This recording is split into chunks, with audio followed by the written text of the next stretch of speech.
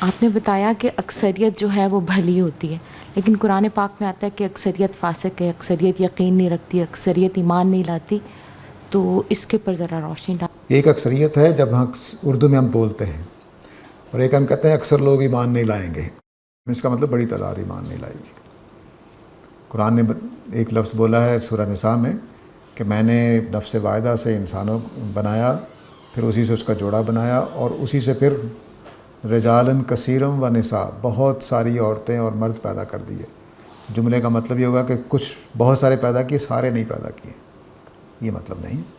تو کہیں کثرت کا مطلب سارے ہیں، کہیں کثرت کا مطلب بہت بڑی تعداد، کہیں اکثریت بمانا باقی تھوڑے، اور تو وہ مختلف جگہوں پر مختلف ہے۔